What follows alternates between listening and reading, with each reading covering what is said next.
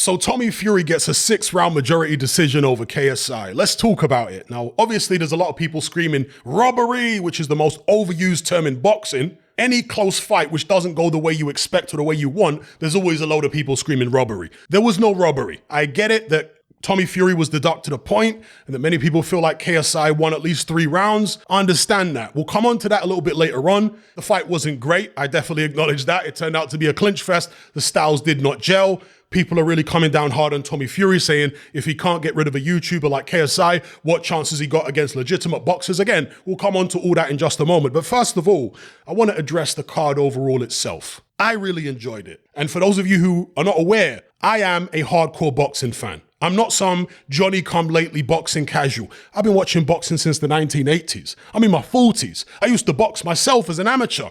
I've got no issue with these type of cards, influencer boxing, YouTuber boxing, whatever. I'm not some bitter old man. At the end of the day, novices like this fight on amateur cards up and down not only the UK, but the US.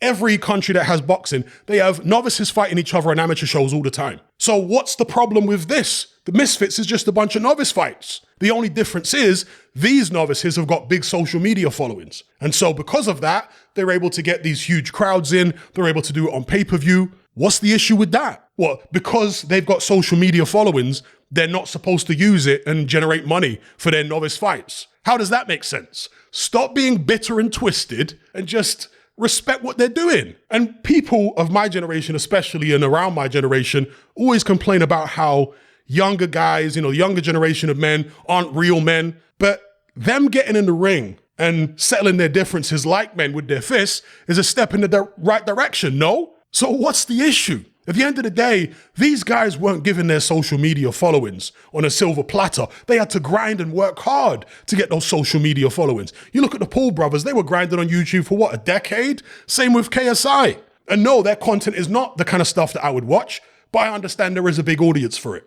And that's another thing as well, because it's not just some boxing fans who are all bitter and twisted about YouTubers making a load of money and all this kind of thing. There's even some boxers. There's plenty of boxers who like it, but there are some boxers who don't like it and they say, oh, it's not right that these guys are getting these opportunities. What are you talking about?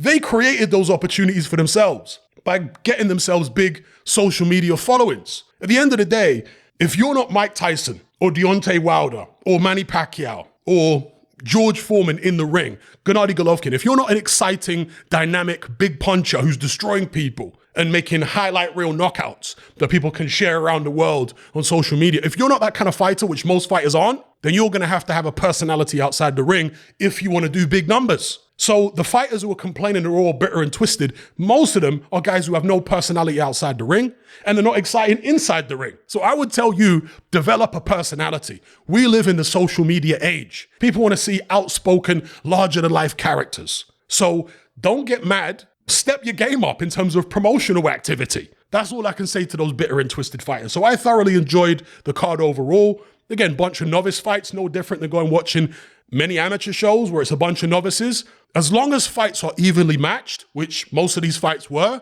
then you're gonna get entertainment. Again, the two main fights on the card, Logan Paul versus Dennis and KSI versus Tommy Fury, they were disappointing. But the rest of the card, like the tag team match and all that kind of stuff, the fight with Salt Pappy, it was all very entertaining. It is what it is. Right, let's get on to the KSI versus Tommy Fury fight. Now, I compared it before the fight to a low budget pound shop version of Tyson Fury versus Deontay Wilder. And it was similar to that, right? Because KSI has got a similar wild style about him, the same way as Deontay Wilder. Coming in with a big right hand swinging. He's fast, he's athletic. He likes to bounce up and down. That's something Wilder often does these days. So you could see the similarities there. But again, pound shop version, budget version, nowhere near the level of a Deontay Wilder or a Tyson Fury, obviously. Now, the thing that struck me first of all, and I saw this from the weigh-in, is how much bigger Tommy Fury was than KSI. I mean, he looked massive compared to KSI. KSI really looked like a light heavyweight, and Tommy Fury looked like a real solid cruiserweight, right? Or maybe KSI looked like a 168, and Tommy Fury looked like a normal-sized cruiserweight. Who knows? Either way, Tommy Fury looked a lot bigger. And that size did play a part in the fight because he was bullying KSI on the inside. He wasn't able to manhandle Jake Paul the way he was able to again, have his way on the inside a lot of the time against KSI, because Jake Paul's a more solidly built fighter, bigger. But KSI's got a tremendous amount of energy. He's awkward, he's fast. As I said in the fight preview, he's more athletic than Jake Paul. So he was able to get out the way of Tommy Fury's jab. He was able to make Tommy Fury have to adjust because he couldn't find his range. He couldn't get his jab consistent because of KSI's movement, his awkward movement, his erratic movement, which can be difficult to read. So KSI did a good job on that. Now, there was an awful lot of clinching in this fight. It was a horrible clinch fest. Who is to blame? I reckon they're equally to blame, to be honest. It wasn't like a Vladimir Klitschko situation where one guy is initiating all the clinches. They were falling in. And again, as somebody who has been in boxing my whole life or most of my life, I can tell you that when you get two guys who are novices, they often will fall into clinches. It's a sign of inexperience when they're doing it constantly like that. Yeah, it happens sometimes in high-level fights, world title fights, but it's usually when one guy is initiating it all. But when it comes to novices, a lot of the time, both guys will fall into clinches all the time. They haven't mastered the art of avoiding falling into clinches. It's almost like when you're in there, you fall into the rhythm of the other fighter, especially when you're a novice, you fail to establish your own rhythm.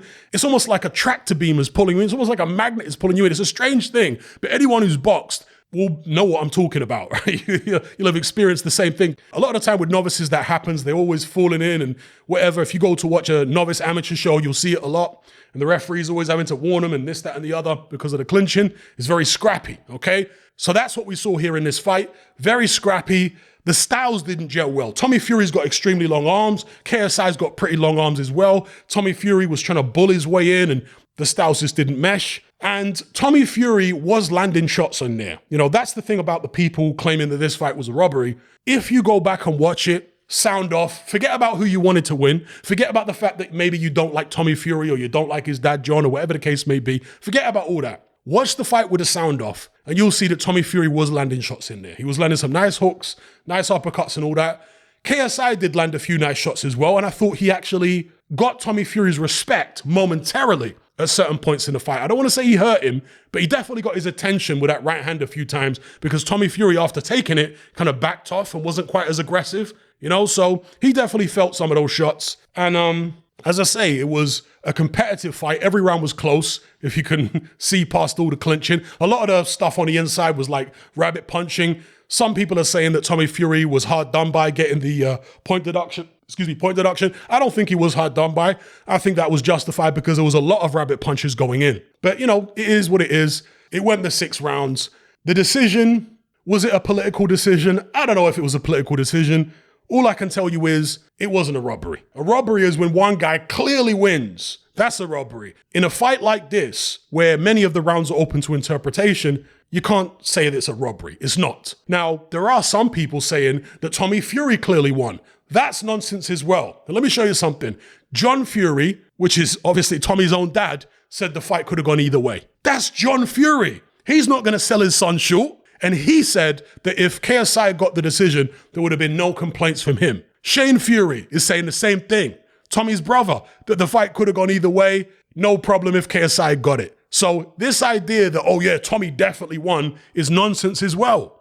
It's a fight that genuinely could have gone either way. As far as where Tommy Fury goes from here, he talked about fighting, I think, Logan Paul after the fight, maybe a Jake Paul rematch. Conor McGregor's another name being thrown in the mix because they asked him, in fact, Tommy Fury gave like this weird contradictory answer because at first, when they asked him whether he's going to stay in Misfits, he appeared to say, no, I'm done with all this. And then a moment later, he started talking about fighting the Paul brothers again or whoever wants it in the Misfits YouTuber world. Very strange. Now, based on the performance there, many boxing fans are saying that Tommy Fury's got no chance against the real boxer and he should stay in the Misfits world because he can make a load of money against these guys and nobody's really going to be that dangerous for him. So it actually makes no sense to start fighting real boxers for hardly any money because that's what you'd be doing. If he goes and fights, journeyman now and continues his career as a normal boxer, he's going to be making a fraction of the money that he just made against KSI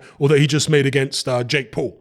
So, yeah, maybe that is the way that he should continue on. But will he be a social media influencer boxer forever? Or will there ever be a point when Tommy Fury is actually taking boxing seriously? In professional boxing, One of the things that most fighters do is they cut weight so that they can be big when they get in the ring against their opponent. Now with Tommy Fury, he would be absolute food for any cruiserweight. I don't think Tommy Fury could even crack the top 50 at cruiserweight, truth be told. If he can get himself down to light heavyweight, I think it makes it more realistic for him. But can he? Because Tommy Fury is a guy, I know he'll deny it and all this. I don't know why he was always denying that the guy was a weights freak, a gym freak, because you see all these pictures and videos of him in the gym pumping loads of weights, all right? And you look at his physique, you look at how uneven the distribution of muscle is, and you think, no, this guy's been in the gym pumping weights, okay? If he can lay off the weights a little bit, get himself down to light heavyweight, maybe he's got a better chance of actually having a legitimate boxing career there.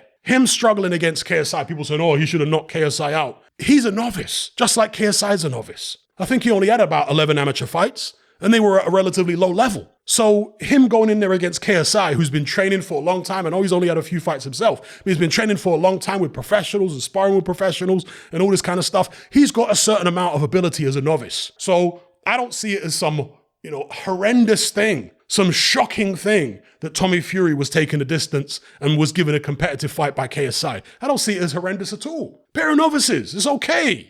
Yeah, it's part of your development. Everybody starts out as a novice. Once upon a time, Mike Tyson was a novice. Once upon a time, Floyd Mayweather was a novice. Once upon a time, Muhammad Ali was. Everybody goes through the novice phase. That's where Tommy Fury is right now. He fought another novice. He had a tough fight. So what? For Tommy Fury moving forward, if he's going to be a proper boxer at any time in the future, I think he needs to get down to light heavyweight. And in terms of more influencer fights, I like the Conor McGregor fight. In fact, I like KSI versus McGregor. I like Tommy Fury versus McGregor. As long as fights are competitive, what's the problem? And again, when you've got these big personalities, these people who create controversy and they're up on social media and they've got clips going viral, that's what today's audience wants. That's what they want. I'm a child of the 1980s. I grew up watching WWF as it was then. I like a bit of that. A bit of the over-the-top, ridiculous circus freak show stuff occasionally. I like a bit of that. I mean, Muhammad Ali was my favorite fighter growing up in the 1980s. Muhammad Ali was a big bombastic character. He was like a WWE character himself. So I thought Tommy Fury and KSI, okay, it was a lackluster fight, but the result I thought was fair enough. But the show overall, I really enjoyed the tag team stuff. There's a lot of things here that proper boxing can actually take from Misfits boxing, can actually learn from it in order to engage more with a younger audience, in order to actually, grow the sport, inspire the next generation to take up boxing. Yeah, there's a lot that legitimate boxing can learn from Misfits. It is what it is. I'm out. Are you sick and tired of the mainstream mindset? Does the dogmatic conformity and pathological ignorance have you tearing your hair out in frustration? Then don't be alone. Come and join our brotherhood on Patreon. We stand as a beacon of reason against an army of insanity. You'll gain access to my weekly topical podcast where we take more deep dives than Jacques Cousteau on an endless variety of subjects.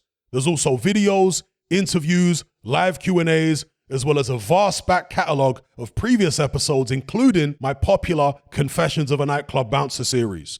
You can listen via the Patreon app or download in high-quality MP3. Connect with myself and hundreds of other members in our Element chat group. There's no contract, no commitment, you can cancel at any time, and it's cheaper than a Mickey D's McMuffin.